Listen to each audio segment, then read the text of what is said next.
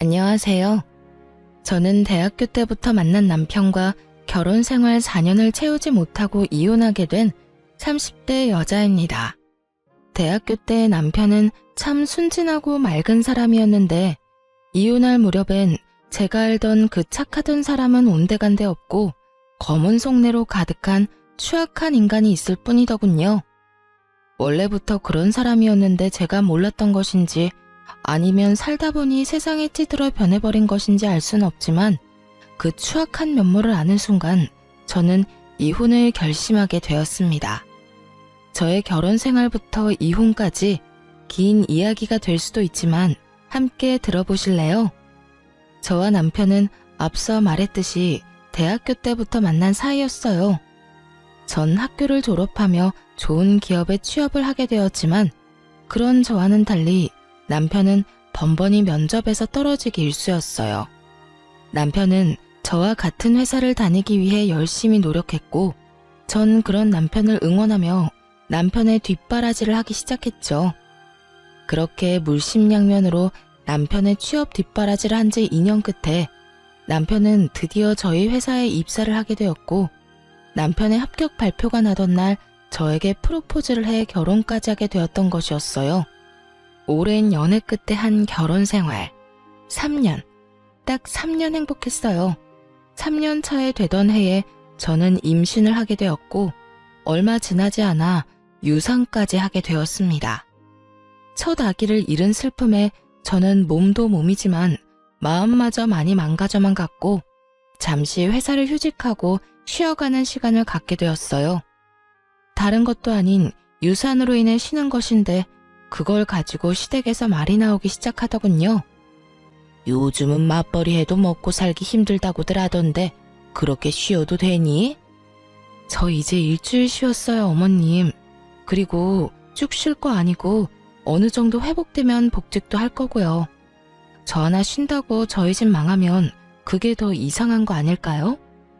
그건 그렇다마는 될 수 있으면 빨리 복직해. 우리 아들이 힘들지 않니? 일주일이든 한 달이든 너는 이렇게 쉬면서 우리 아들 돈이나 펑펑 쓸 텐데 우리 아들만 밤낮 없이 고생하면 너무 불공평하지 않니? 원래 저의 도움으로 남편이 좋은 회사에 취업까지 하게 되었다며 저에게 잘 대해주던 시모였는데 제가 잠시 쉬게 되니 남편 돈으로 호의호식한다며 탐탁치 않아 하는 속내를 감추지 않고 표현하더군요. 남편이 취업을 준비하는 그 시간 동안 돈과 시간을 아낌없이 투자했던 저에게 그런 말을 하니 황당하기도 하고 섭섭하기도 했어요. 하지만 그 당시엔 제가 한마디를 하면 10마디, 20마디로 돌아오는 시모의 잔소리에 대꾸할 여력이 없었기에 그냥 대충 상황을 얼버무리며 넘어가곤 했습니다. 그런데 제가 가만히 참아주니 그래도 되는 사람이라고 느꼈는지 점점 말은 독해져만 갔고 결국 유산 이야기까지 입에 올리더라고요. 돈도 못 벌어오면서 유산까지 하고 우리 아들이 아주 상전을 모시고 사는구나. 너 유산 핑계로 내 아들 밥도 안 차려주고 그런 건 아니지? 시모는 넘지 말아야 할 선을 거침없이 넘고 있었고 결국 전 참지 않고 시모의 막말에 맞서기로 했습니다. 어머님, 입은 비뚤어졌어도 말은 똑바로 하셔야죠. 돈을 못 벌어온 것이 먼저가 아니라 유산을 한 게 먼저예요. 그리고 유산한 것도 제가 무슨 큰 잘못을 해서 유산한 게 아니라 어쩌다 보니 불행이 닥친 일이었다고요. 누가 유산한 게 네 잘못이라고 했니? 왜 발끈하고 그러니? 너 그러다가 시어머니랑 맘먹겠다. 어머님이 말만 안 했다 뿐이지 모든 게 다 제 잘못인 양 말했잖아요. 그리고 어머님, 제가 이런 말까지 안 하려고 했는데 제가 지금 놀면서 쓰는 돈 다 합쳐도 아범 취업 준비하던 기간에 저한테 준 돈 절반도 안 돼요. 절반이 뭔가요? 그 절반도 아마 안 될 거예요. 그런 제가 지금 다른 것도 아니라 유산 때문에 몸도 마음도 힘들어서 집에서 좀 쉬는데 그게 그렇게 탐탁지 않으세요? 탐탁지 않기는 난 그저 너희가 걱정되어서 그랬지. 너도 참 너다. 아직까지 네가 내 아들한테 해준 돈 계산이나 하고 있었니? 너 그렇게 안 봤는데 아주 계산적인 애였구나. 제가 계산적인 게 아니라 어머님이 저를 이렇게 만들고 계신 거예요. 그러니까 더 나쁜 꼴 보기 싫으시면 이런 상처되는 말은 하지 마세요. 아니, 이런 말로 저한테 상처 주실 거면 앞으로 연락 자체를 하지 말아주세요. 제가 하루라도 빨리 몸도 마음도 건강해져야 돈 벌러 회사에 나가지 않겠어요? 그러면 저는 할 말 다 했으니 이만 끊을게요. 시모의 노발대발하는 소리가 수화기 너머로 들려왔지만 저는 그냥 전화를 끊어버렸어요. 더는 그 말도 안 되는 독설을 들을 필요도 듣고 싶지도 않았기 때문이었죠. 그날 저녁 퇴근 후 돌아온 남편에게 저는 그간 쌓였던 울분을 토해내게 되었어요. 여보, 정말 어머님 너무한 거 아니야? 나한테 돈도 못 벌어오는 게 유산까지 했다고 구박하시더라. 그것뿐인 줄 알아? 당신이 힘들게 벌어오는 돈 놀고 먹으면서 써댄다고 아주 불만도 많으셔. 그랬어? 우리 엄마가 정말 그랬단 말이야? 아, 내가 진짜 당신 볼 면목이 없다. 내가 미안해. 정말 미안해. 당신이 나한테 어떤 사람인데 그런 말을 듣게 해서 미안. 당신이 잘못한 것도 아닌데 사과는 됐고 다신 어머님이 그런 말 나한테 하지 않게만 해줘. 당신이 잘 말 좀 해달란 말이야. 그래, 알겠어. 내가 엄마한테 다신 그러지 말라고 신신당부할게. 남편이 사과도 했고 시모가 다신 그러지 못하도록 잘 말하겠다기에 이를 키우지 않고 그냥 넘어가기로 했습니다. 그런데 시모가 정신을 차리지 못한 것인지 집으로 찾아오며 저를 괴롭히기 시작하더군요. 막상 찾아와서는 무언가 시킨다거나 말을 심하게 한다거나 피해가 되는 행동을 하진 않았지만 좋지 않았던 일도 있었던 터라 시모가 오는 자체가 불편한 건 사실이었어요. 하지만 그렇다고 해서 오는 사람을 아무 이유도 없이 못 오게 막을 수도 없는 노릇이었기에 적당히 시모와 시간을 보내고 돌려보내곤 했었죠. 그러던 어느 날 일이 터지고야 말았죠. 그날은 잠시 외출했다가 퇴근하는 남편을 만나 집으로 돌아온 날이었죠. 집에 들어서니 시모 혼자 집을 아주 엉망진창으로 만들어 놓고선 저희를 기다리고 있더라고요. 제 집처럼 밥도 잘 챙겨 먹었는지 설거지도 쌓여 있었고요. 주인 없는 안방에서 잠도 잤는지 이불도 헝클어져 있었죠. 처음 5초가량은 이게 도무지 무슨 상황인지 판단 자체가 서지 않더군요. 그것도 잠시 시모의 웃으면서 왔냐는 말에 정신이 차려지며 상황 파악이 되었고 곧바로 남편을 쳐다봤어요. 문을 열어줄 사람이 없는데 시모가 집에 떡하니 들어와 있다는 것은 분명 남편이 비밀번호를 알려줬을 거란 확신 때문이었죠. 하지만 제 눈빛을 읽은 남편은 손사래까지 치며 아니라고 억울함을 호소하기 시작하더군요. 나 진짜 아니야. 난 엄마한테 비밀번호 같은 거 안 알려줬어. 내가 미쳤다고 그런 걸 당신이랑 상의도 없이 알려줬을까봐. 남편은 절대 아니라며 손사래를 계속해서 치고 있었고 그럼에도 제가 남편을 계속 보고 있으니 시모가 나서 자초지종을 설명해 주더라고요. 괜히 우리 아들 잡을 필요 없다. 우리 아들 말처럼 나 비밀번호 누르고 들어온 거 아니다. 저번에 왔을 때 보니까 마스터키가 수납장 안에 있길래 내가 미리 챙겨놨어. 오늘도 그걸로 열고 들어왔어. 그러니까 내 아들 좀 그만 쳐다보려무나. 그러다 귀한 우리 아들 얼굴 뚫리겠어. 시모는 자신이 어떤 짓을 한지도 모르는 채 당당한 태도였고 전 점점 화가 치솟고 있었어요. 제 표정은 점점 굳어져만 갔고 표정이 굳어지면 굳어질수록 남편은 제 눈치를 살피느라 바쁘더라고요. 시모는 그런 남편의 모습에 화가 난다는 듯 저에게 삿대질까지 하며 애먼 저를 잡아대기 시작하더군요. 넌 도대체 평소에 우리 아들을 얼마나 쥐잡듯이 잡아댔으면 저렇게 네 눈치를 보는 거야? 너 혹시 내 아들 숨도 못 쉬게 잔소리 퍼부으면서 사는 거니? 그런 거야? 시모는 저에게 득달같이 따져묻기 시작했고 전 그런 시모의 모습에 인내심이 바닥을 치는 소리가 들려오더군요. 어머님, 이 상황엔 평소 제가 잔소리를 하든 말든 그런 것과는 상관없이 제 눈치를 살펴야만 하는 상황이에요. 저희도 없는 집에 그것도 시어머니가 허락도 없이 마구잡이로 들어와서 집 꼴을 이렇게나 엉망진창으로 만들어놨는데 남편이 제 눈치를 살피지 제가 남편 눈치를 살펴야 할까요? 허락? 내가 지금 허락도 없이 너희 집에 들어와서 기분이 나쁘다. 이거니 지금? 네, 좋을 리는 없잖아요. 그러니까 가지고 가신 마스터키 당장 주시고 다신 이러지 마세요. 앞으로 오시려거든 연락하고 오라고요. 저는 시모가 허락도 없이 가지고 간 마스터키를 돌려달라고 했고 시모는 절대 싫다고 하며 들고 있던 마스터키를 가방에 쏙 넣어버리더군요. 내가 왜? 난 절대 못 준다. 여긴 우리 아들 집이야. 우리 아들 집에 내가 오겠다는데 네가 무슨 권리로 나를 오지 못하게 하는 거야? 시모의 입에서 권리라는 단어가 나오는데 정말 기가 막히더라고요. 저와 남편이 마련한 집에 도대체 어떠한 이유로 시모가 권리를 주장할 수 있는 것인지 여러분은 이해가 되시나요? 텔레비전에서나 보던 개념 집 나간 시모를 실시간으로 눈앞에서 보고 있는데 정말 황당함 그 자체였어요. 지금 저한테 권리를 따지고 드는 거예요? 이 집 저랑 남편이랑 정확히 반반 내고 마련한 집이에요. 그러니까 권리가 있다면 어머님보다 제가 더 있지 않겠어요? 전 어머님이 이런 식으로 허락도 없이 들락날락하는 거 너무 싫습니다. 그러니 키 당장 주세요.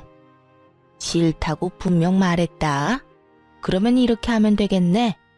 네 말대로 절반은 네 집, 절반은 내 아들 집이니 앞으로는 들어와서 절반만 사용하면 되지 않겠어? 그러면 됐지? 지금 그걸 말이라고 하세요? 집이 무슨 사과도 아니고 반쪽 딱 가른다고 그게 딱 갈라지나요? 우길 걸 우기세요, 제발. 아무리 어머님이라고 해도 아무도 없는 집에 이렇게 마음대로 들어오는 거 너무 무례한 행동이라고요. 무례? 너 가족끼리 말이 너무 심한 거 아니니? 다른 사람도 아니고 네 남편 엄마야 내가. 그런 내가 내 아들 집에도 마음대로 못 오면 어딜 마음대로 가라는 말이야? 어딜 마음대로 가기는요. 어머님 집 있잖아요. 거기나 마음대로 다니시고 저희 집엔 이런 식으로 마음대로 오지 마세요. 감정이 격해진 시모와 저는 언성까지 높이며 싸우게 되었고 점점 더 심각해지자 남편이 시모를 끌고 집에서 나가더라고요. 그렇게 시모가 가고 난 후 전 곧바로 사람을 불러 도어락 자체를 바꿔버렸어요. 그렇게 해도 화가 가라앉지 않아 씩씩거리고 있는데 시모를 시댁에 데려다주고 돌아온 남편이 바뀐 도어락을 보며 쭈뼛쭈뼛 입을 떼기 시작하더라고요. 꼭 이렇게까지 해야 해? 너무 과하지 않나 싶은데. 전 기가 막혀 콧방귀를 끼며 하나도 치우지 않아 여전히 엉망인 집을 가리키며 쏘아붙여 주었죠. 과한 건 내가 아니라 어머님이야. 입장 바꿔서 생각해봐. 어머님이 아니라 우리 엄마가 집 키를 허락도 없이 가지고 가서 시도 때도 없이 들락날락거리면 당신 같으면 어떤 기분일 것 같은데? 이래도 내가 과한 처사라고 생각해? 남편은 깊이 생각해 볼 것도 없이 그건 싫었는지 미간을 찌푸리며 아무런 말도 하지 않고 있었고 전 그런 남편에게 더 단호하게 한마디 해주었어요. 어머님 말리지 못할 것 같으면 아무런 말도 하지 마.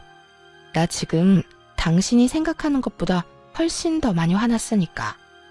전 다른 건 몰라도 아무도 없는 집에 시모처럼 당연하다는 듯 오가는 행동은 이해할 수도 이해할 생각도 없었으므로 더욱 단호하게 대처하기로 한 것이었어요. 다음 날 제 예상과 같이 시모는 다시 저희 집을 찾아왔고 그날은 제가 외출을 하지 않고 집에서 시간을 보내던 중이었어요.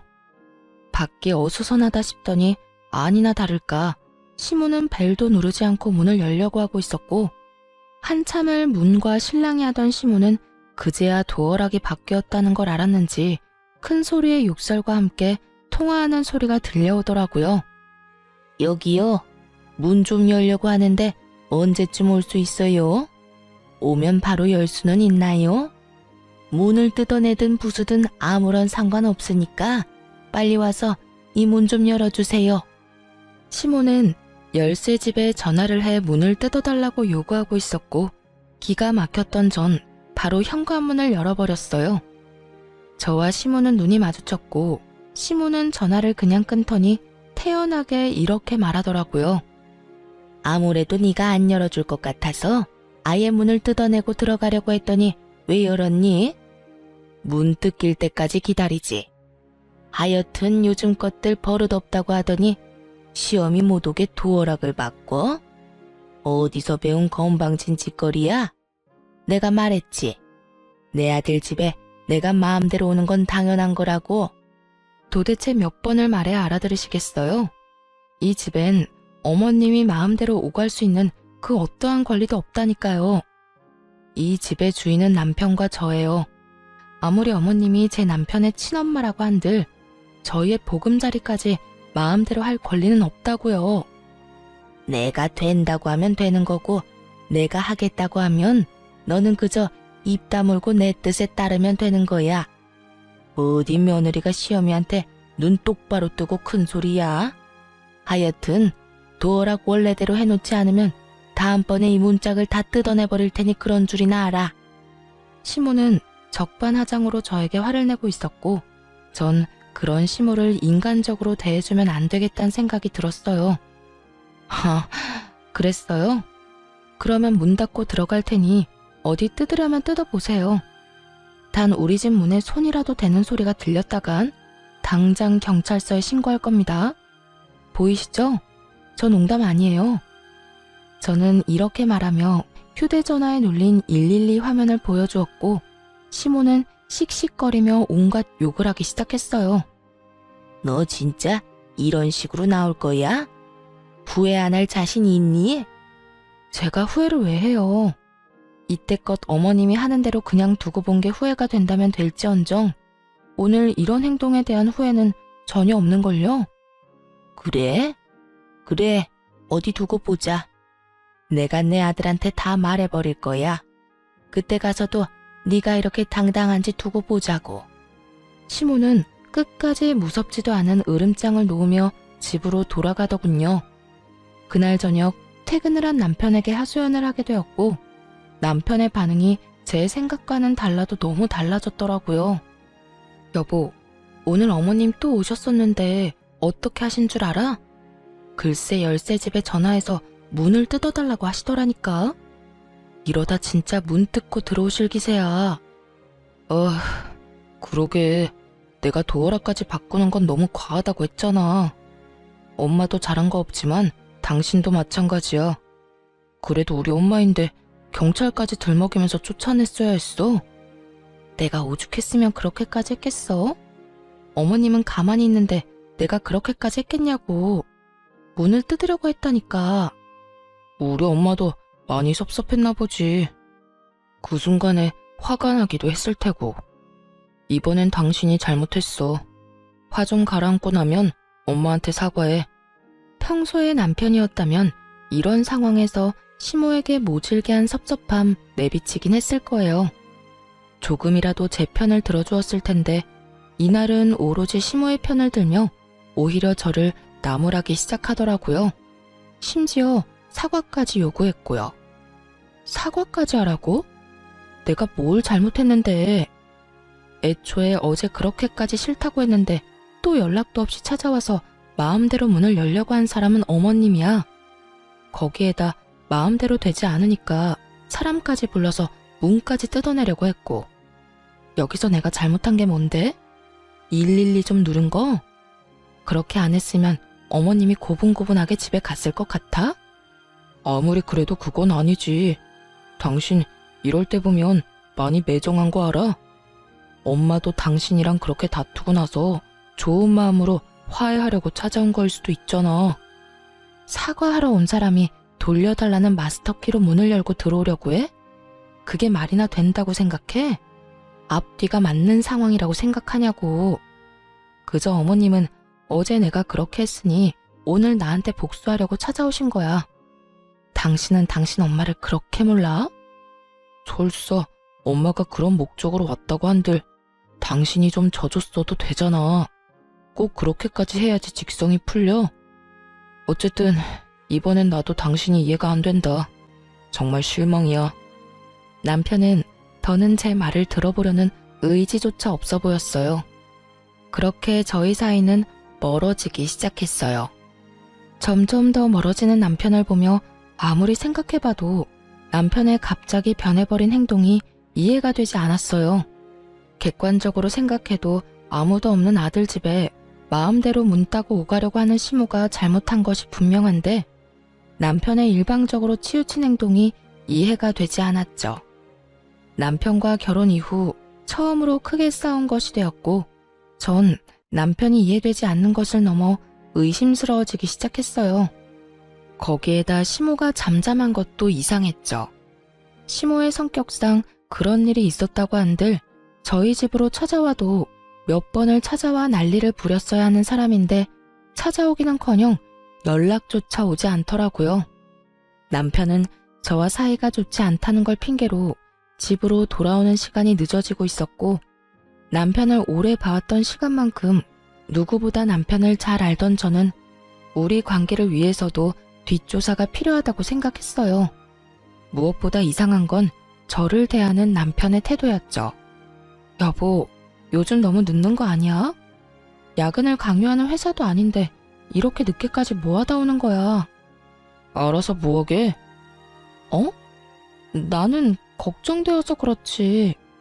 요즘 우리 사이 안 좋은 것 때문에 일부러 이렇게 늦게 들어오나 싶어서. 잘 알고 있으면서 묻기는 왜 물어? 당신 말대로 당신이랑 나랑 요즘 사이도 안 좋은데 집에 일찍 들어와봤자 기분밖에 더 상해? 그래서 밖에서 친구들도 만나고 만날 사람 없으면 혼자 걷다가 오는 거니까 신경 쓰지 마. 그러지 말고 우리 화해하자. 우리 문제로 싸운 것도 아니고 어머님 문제로 일어난 싸움 이렇게까지 길게 끌고 가봤자 우리한테 남는 게 뭐야? 당신도 편한 집 두고 밖으로 나돌게 되고 나는 집에서 그런 당신 걱정하게 되고 서로한테 이룰 게 없잖아. 당신한텐 이 문제가 그렇게 간단할지 몰라도 나는 이번 일을 계기로 당신한테 정다 떨어졌어. 한동안은 당신이랑 멀리하고 싶다고. 그러니까 그런 줄 알고 나한테 신경 쓰지 마. 이렇듯 남편은 저와의 관계 개선에 대해 전혀 의지가 없어 보이더라고요. 결국 전 흥신소의 남편을 의뢰하게 되었고 흥신소의 연락을 기다리고 있었죠. 그렇게 애가 다 타도록 연락을 기다리는 와중 평소 가까이 지내던 부장님에게 연락이 왔더라고요. 이제 복직을 슬슬하면 어떻겠냐고요. 부장님과 대화를 나누어 본 저는 복직을 결정하게 되었고 복직을 준비하는 와중 흥신소에서 연락이 왔더라고요. 안녕하세요 사모님. 이게 바깥분께서 외도를 저지르고 있던 게 맞더라고요. 상대는 같은 회사 다니고 있는 여자로 1년 가까이 만나온 것으로 추정되고 점심시간에도 함께 시간을 보내며 일 이야기도 나누는 걸 보니 남편분께서 상간녀에게 많은 도움을 주고 있는 것으로 보였습니다. 자세한 건 파일로 보내드릴 테니 한번 확인해 보시고요. 더 궁금한 점 있으면 연락해 주세요. 전화를 끊고 난 후 떨리는 손으로 파일을 열어보니 정말 가관이더라고요. 남편과 함께 회사에 다닌다던 상간녀의 정체는 다름 아닌 제가 회사에 다니던 때 제일 아끼던 후배로 제가 여러모로 도움을 많이 줬던 후배였어요. 1년이라고 하면 시모와 제가 그런 일이 일어나기도 전이었는데 그때부터 남편은 외도를 저지르고 있었다니 정말 기가 다 막혔어요. 두 사람은 일을 하며 가까워졌는데 남편이 주로 상간녀의 일을 도와주고 있었다고 하더라고요. 알아보니 제가 휴직을 하고 난 후 회사에서 남편과 상간녀의 일 처리 능력이 향상되었다고 다들 칭찬이 자자했다고 하더군요. 참 헛웃음이 다 나더라고요. 그건 역시 남편이 저에게 도움을 구하면 제가 조언을 하며 도움을 줬고 제 조언대로 남편은 처리했을 뿐인 상황이었어요. 정리하자면 남편은 저에게 도움을 얻고 상간녀는 남편에게 도움을 얻으며 회사에서 자리 잡고 있었던 것이었죠.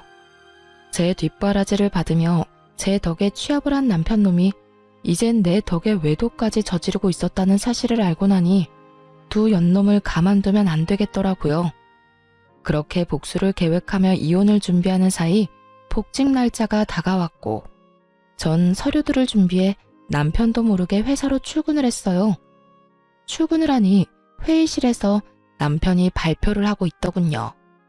1년을 이끌어갈 신규 사업 기획에 대해 발표하고 있었는데 전 그 회의실로 지체하지 않고 들어가 그 회의를 멈춰버렸죠. 잠시 멈추시죠? 갑작스러운 저의 등장에 남편은 크게 당황한 눈치였고 상간녀 역시 저와 남편의 눈치를 살피느라 바쁘더군요. 전 오래전부터 준비한 자료들을 직원들에게 보여주며 준비한 말을 꺼내기 시작했어요. 애초에 이건 제가 오래전부터 준비했던 아이디어인데 왜 차대리가 발표를 하고 있는 걸까요? 차대리, 이유가 뭘까요? 그래요. 부장님이 갑작스럽게 연락이 와 복직을 권했던 이유는 다름 아닌 이것 때문이었어요.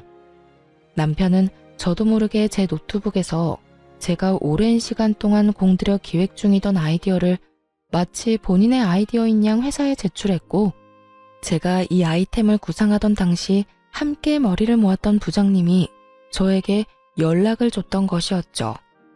자료를 보니 상간녀도 팀원으로 이름이 올라와 있던 것으로 보아하니 상간녀 역시 모든 사실을 알고도 묵인하고 있었던 것이었어요. 저는 모든 사실을 알리며 남편에게 어떻게 된 일인지 물었고 당황한 남편은 그게 무슨 소리냐며 자신의 아이디어라고 딱 잡아떼기 시작하더군요. 그게 무슨 말씀이세요? 이건 제가 오랫동안 생각하고 기획한 제 아이디어라고요. 혹시 제 노트북 보셨나요? 제 노트북에도 이런 자료를 저장한 것이 있는데 그걸 그대로 뽑아와서 이러는 거 아니냐고 묻는 겁니다. 차대리야말로 제 노트북에서 이 기획을 훔쳐간 거겠죠. 양심도 없이 이게 무슨 짓입니까? 제가 그랬다는 증거라도 있어요? 내가 이 기획안을 훔쳤다는 증거라도 있냐고요. 뻔뻔하기 그지없는 남편은 끝까지 발뺌을 하며 증거 타령을 하고 있었고 전 그런 남편에게 콧방귀를 끼며 이렇게 말해주었습니다. 증거는 없고 증인은 있는데요. 생각을 좀 해보세요.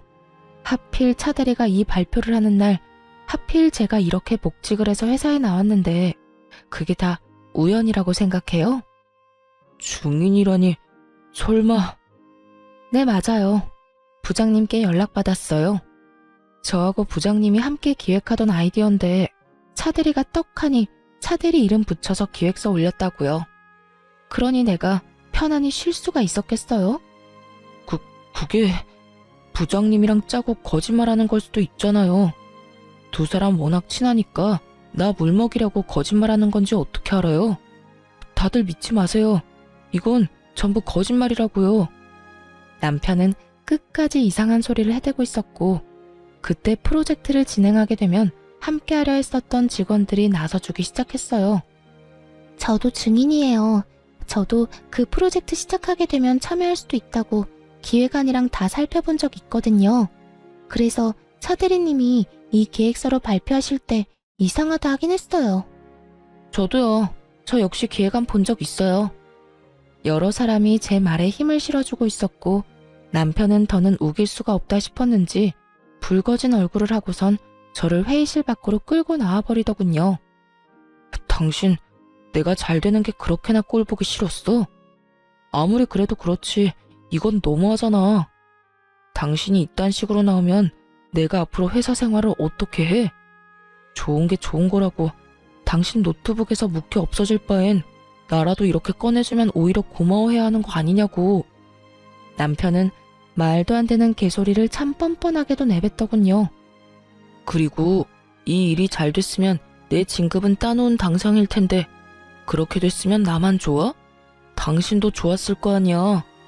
부부는 일심동체라고. 내가 좋아지면 당신도 당연히 좋아질 텐데 당신 때문에 다 망쳤잖아. 그나마 남아있던 미운 정마저 다 떨어져 나가는 느낌이 다 들더라고요. 야, 너 지금 이상한 생각을 하고 있는가 본데 그게 네 머리에서 나온 거 아니고 내가 몇 달을 고심해서 구상해낸 내 아이디어야. 그런 걸 훔쳐가서 네 거인 거 마냥 발표까지 하다 들킨 주제에 뭐? 나 때문에 다 망쳐? 정신 좀 차려. 아무리 부부 사이더라도 남의 아이디어 훔쳐가는 건 하면 안 되는 행동이야. 넌 초등학교 졸업도 못했니? 이런 건 초등학생 때 다 배우지 않아? 뭐야? 너 말 다 했어? 넌 그게 남편한테 할 말이야? 남편은 개뿔? 잘 들어. 내가 100번 1000번 양보해서 이해한다고 한들 그건 네 말처럼 네가 내 남편이고 우리가 부부 사이일 때나 이해 가능한 거야. 우리는 앞으로 부부 사이가 아닐 테니까 난 절대 이 일 그냥 넘기지 않을 테고 말이야. 뭐? 지금 나랑 이런 일로 이혼이라도 하겠다는 거야? 이혼이 그렇게 마음처럼 쉬운 줄 알아? 그리고 나야 남자니까 이혼해도 상관없다고 쳐도 당신이 이혼녀 딱지 괜찮겠어? 앞으로 잘 살아나갈 자신 있냐고. 남편은 주제에 저를 깔보며 이깟일로 무슨 이혼까지 하냐며 콧방귀를 뀌고 있었고 전 그런 남편을 향해 가방 속에 넣어뒀던 외도 증거들을 뿌려주었어요. 바닥엔 남편과 상간녀의 다정한 모습이 찍힌 사진들이 나뒹굴기 시작했고 그 순간 타이밍도 좋게 회의실에서 사람들이 쏟아져 나오더라고요. 바닥에 떨어진 외도 증거 사진들을 본 사람들은 저마다 놀람의 탄성을 자아내기 시작했고 상간녀는 자신의 얼굴이 찍힌 사진들을 급하게 주우며 고함을 질러대더군요. 보지 마세요. 보지 말라고요. 선배, 이게 뭐예요? 정말 너무한 거 아니에요? 이런 걸 이렇게 공개적으로 뿌리면 어떻게 하자는 거예요? 왜? 부끄러운 건 아니? 불륜이나 저지른 주제에 부끄러운 건 아냐고. 저 역시 상간녀를 향해 고함을 질러버렸고 상간녀는 사진을 줍다 말고 자리에 주저앉아 더 큰 소리로 고함을 고래고래 질러대더라고요. 우리 사이에 꼭 이렇게까지 해야 했어요? 꼭 이렇게까지 끝장을 봐야 했냐고요. 굳이 이렇게 하지 않아도 되는 일이잖아요. 우리 사이? 그래, 우리 사이 좋았지. 나도 널 아꼈고 너도 날 잘 따랐고. 그런데 그런 우리 사이를 끝장낸 건 내가 아니라 너랑 내 남편이지 않니? 우리가 부부 사이라는 걸 회사 내에 모르는 사람이 없는데 네가 몰랐을 리도 없을 거고 몰랐다고 한들 유부남이랑 놀아난 주제에 무슨 낯짝으로 큰 소리야? 양심이 없는 거야? 아니면 그 얼굴 철판이 두꺼운 거야? 아무리 내가 잘못했다고 해도 일은 할 수 있게 해줘야죠. 회사에서 이런 식으로 다 밝혀버리면 앞으로 회사 생활은 어떻게 하라고요? 아직도 정신 못 차리고 그딴 소리나 하는 거 보니 양심도 없고 얼굴도 두꺼운데 멍청하기까지 한가 보네. 딱 보면 모르겠어. 난 죽었으면 죽었지. 너 같은 인간 말종이랑 한 회사에 다닐 생각 없어서 이렇게까지 하는 거야. 그러니까 어차피 쫓겨날 회사 얼른 가서 짐이나 싸고 짐 싸서 가는 김에 네가 사랑하는 내 남편도 잘 챙겨서 가. 앞으로는 당당하게 같이 살아. 내가 당장 이혼해 줄 테니 더럽게 뒤로 그딴 짓이나 하지 말고 당당하게 이 머저리 같은 남자 잘 데리고 살아보라고. 상간녀는 제 말에 씩씩거리며 저를 노려보고 있었고 남편놈은 이러지도 저러지도 못한 채 가만히 있더라고요.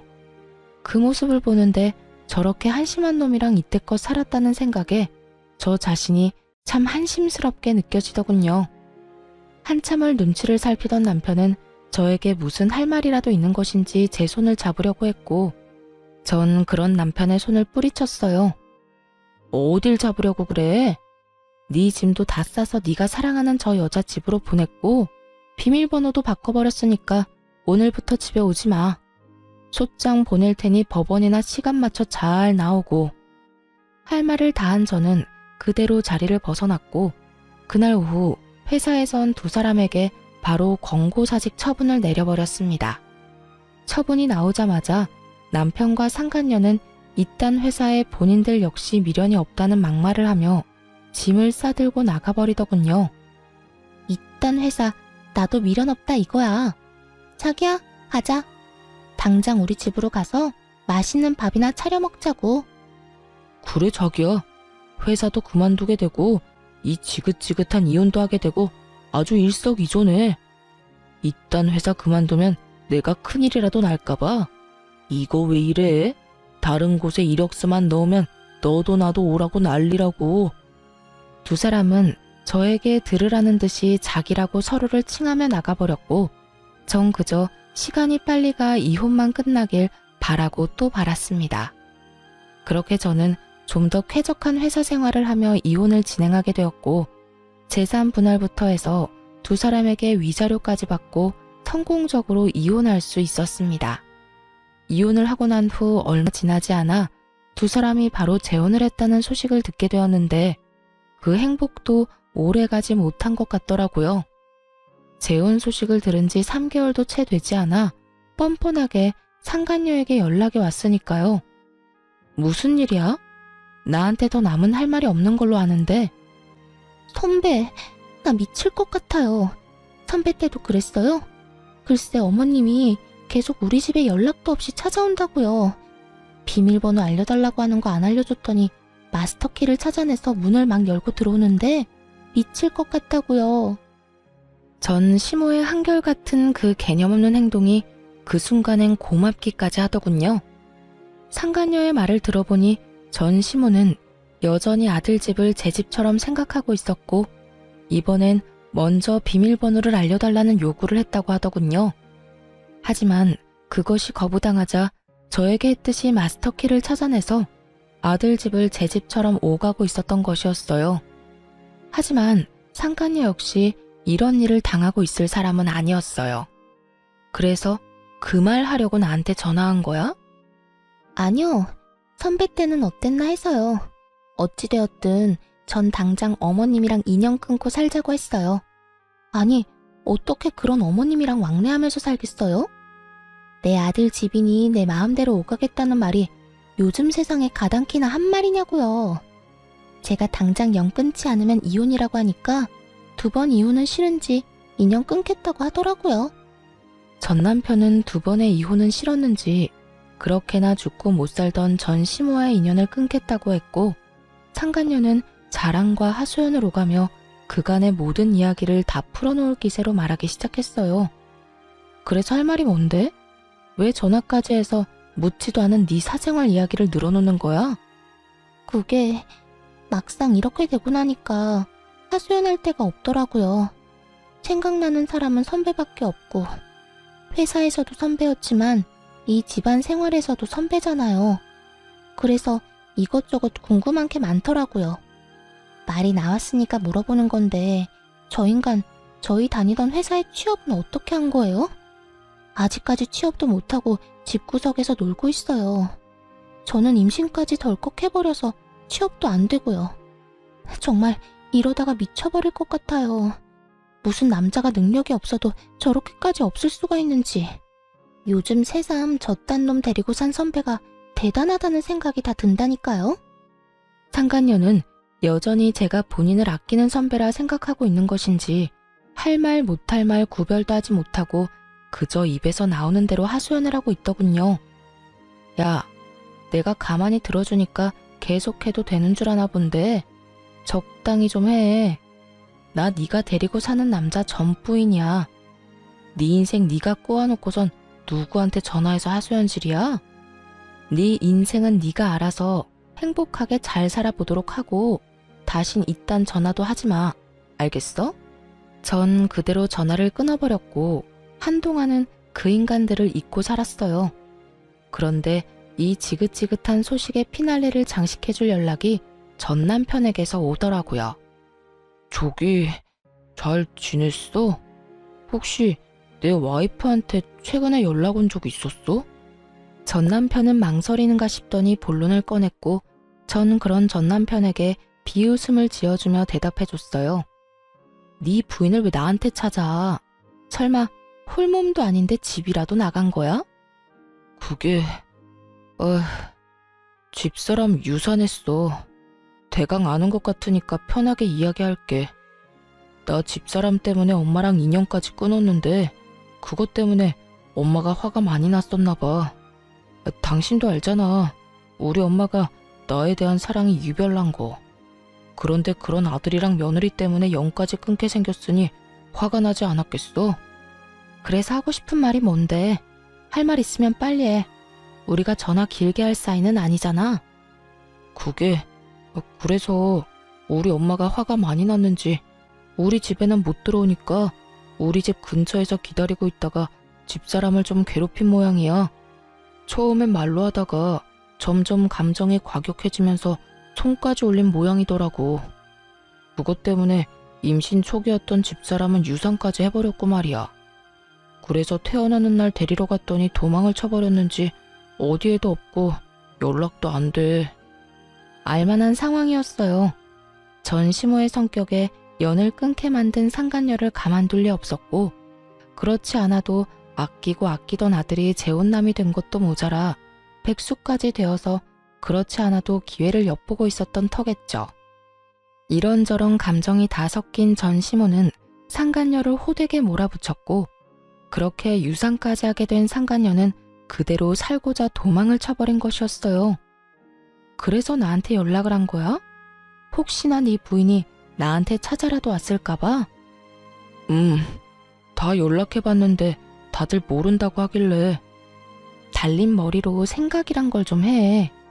장식용으로 그저 달고만 다니기엔 너무 무겁지 않아? 생각을 해서 활용을 좀 하라고. 너 같으면 네 엄마랑 너 피해서 도망가는데 전 부인한테 연락을 했겠어? 내가 무슨 짓을 할 줄 알고? 아니, 난 혹시나 해서 연락해본 거야. 당신 잘 지내나 싶기도 하고 겸사겸사 안부나 물을 겸해서 말이야. 내 안부 물을 시간에 너나 똑바로 살아. 그 난리를 피우고 재혼까지 해놓고 아직도 그러고 살아? 네가 마누라를 지킬 수나 있니? 네 애를 지킬 수나 있니? 제발 정신 좀 차리고 살아. 무슨 말을 그렇게까지 하냐? 나라고 뭐 속이 편한 줄 알아? 그런 일이 일어난 걸 나보고 어떻게 하란 말이야. 그리고 집사람이 그렇게 쉽게 유산될 줄 남들 알았겠어? 다 됐고. 네 가족은 네가 알아서 찾고 나한테 다시는 연락도 하지 마. 이렇게 저는 전화를 끊어버리려고 하는데 시모의 다급한 목소리가 들려오더군요. 잠깐만. 여보세요. 끊었니? 여보세요. 말하세요. 아직 안 끊었네. 대답을 좀 빨리 하면 얼마나 좋니? 난 또 끊은 줄 알았지 않니? 할 말 있으면 빨리 하라고요. 성질 급하기는. 너도 이야기 다 들었다시피 우리 아들이 다시 혼자가 되게 생겼어. 그래서 하는 말인데 네가 다시 돌아오면 안 되겠니? 네? 그러니까 저한테 지금 재결합이라도 하란 말인가요? 그래. 지금 집 나간 물건은 몸도 너무 약하고 무엇보다 되바라져서 다시 돌아온다고 해도 안 받아줄 예정이다. 내가 곰곰이 생각해봤는데 우리 아들한텐 네가 딱 맞아. 네가 취업 못하는 우리 아들 2년 만에 취업도 시키지 않았니?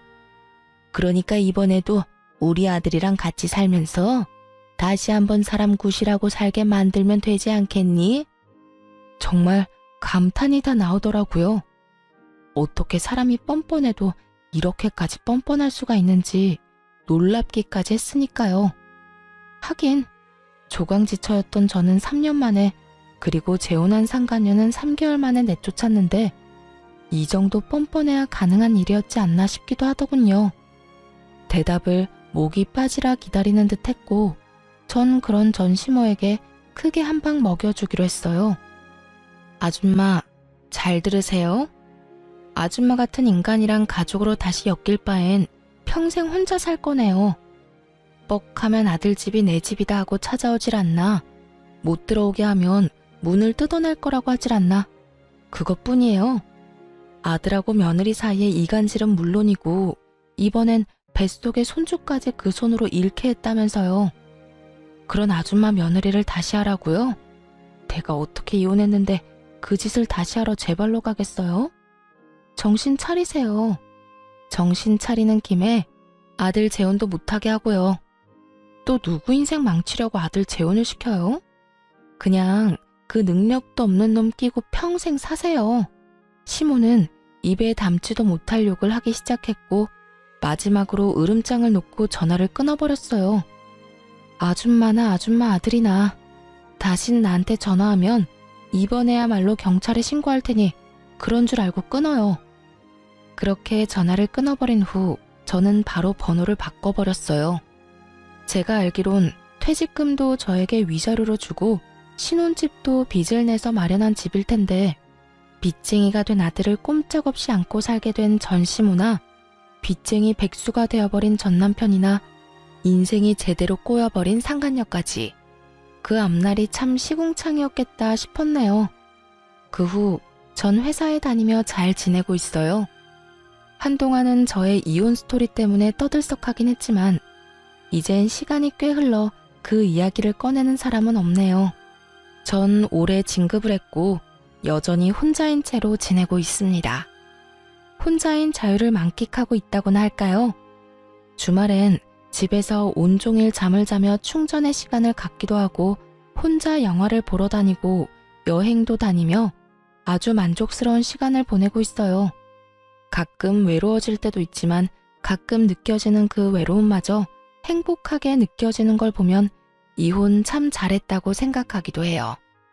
앞으로도 전 저만의 인생을 위해 살아갈 예정이에요. 더는 누군가를 위해 헌신하는 것이 아닌 제 행복, 제 안위만을 위해 두 번째 인생을 멋지게 살아가 보려고요. 이로써 저의 긴 사연은 끝이 났네요. 긴 글 함께 해주신 분들 감사합니다.